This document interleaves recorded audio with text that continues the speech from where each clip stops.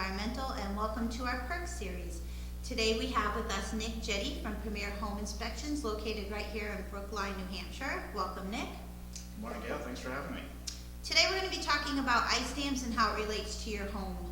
So Nick, if you could tell me, what are the main causes of ice dams? Absolutely. Well, here in New England, ice dams can be a huge problem. Just like on our highways where bridges freeze over before roadways, Right. It's a temperature differential that causes that. You can get a temperature differential across your roof surface. Ideally, your entire roof should be the same temperature, from top to bottom, bottom to top. If you have ice dams occurring at the bottom, that means you've got a little bit of a problem festering.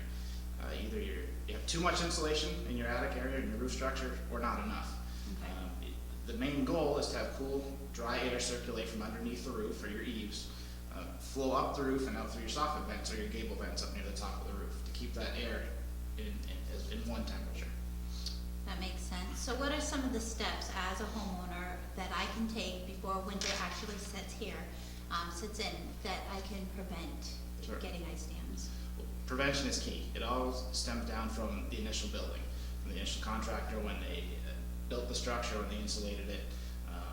It's, again, you have to have that good airflow going through your attic. If you find yourselves with ice dams in the wintertime, maybe you're a new homeowner, or you're having ice dams for the first time,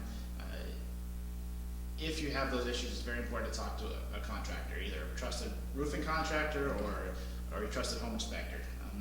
We don't just go out to inspect houses that are on the market, you're getting ready to buy it. You can utilize us as a tool to go in and help you find the root cause of the problem. And I always had the perception that, I would call you guys in if I needed to sell my house, or if I was looking to sell my house, to kind of do that pre-inspection so that I can make sure that there's no problems when I put it on the market. But that really does make sense if you know the house and you're the voice of the house.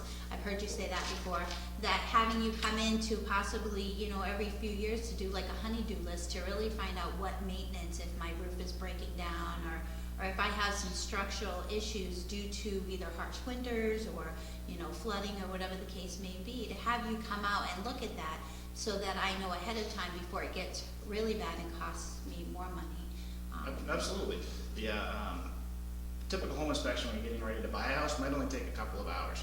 So you're not going to come across every problem that you may find. Sometimes, if a new homeowner, if you buy it in September, October, you might not have a problem until March or April. You definitely should utilize your home inspector to come back in, work with him to make sure to help you determine if there's any other issues. Well, that makes sense as well. So, what if I already have ice dams? What if there's already a problem, say like even last year, and I don't know what caused them? What do I do? The first step, we have to find the root cause of the problem. Either a home inspector or a trusted roofing contractor can help you determine that. You need to gain access to your roof structure from above to see what the root cause is. Are your vents blocked? Are you getting the correct amount of airflow? Do you have too much or too little insulation? Are there problems there because of ice dams from the past? We can make other temporary recommendations as far as using heat cables or heat coils. You see the little zigzags that run on the Yep. roof in everybody's house here in New England in the wintertime. That's a good temporary fix. Not necessarily a permanent solution to the problem, because those heating coils can cause more damage to your roof than they can good.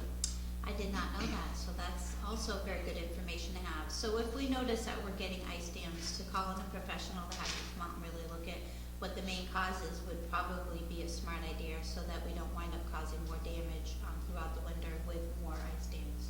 Right. There are other tricks out there too. Some people can use a snow melt, not rock salt, because that would cause damage to your shingle surfaces. The key is not to cause more damage to your roof than is already there from the ice dam. We don't want to climb up on there with an ice pick or an axe and chip away at the ice. That can cause major problems.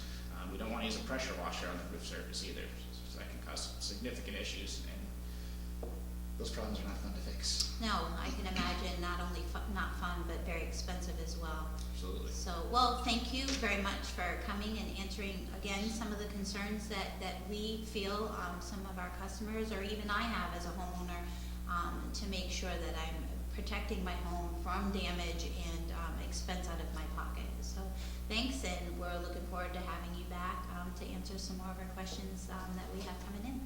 Thanks again.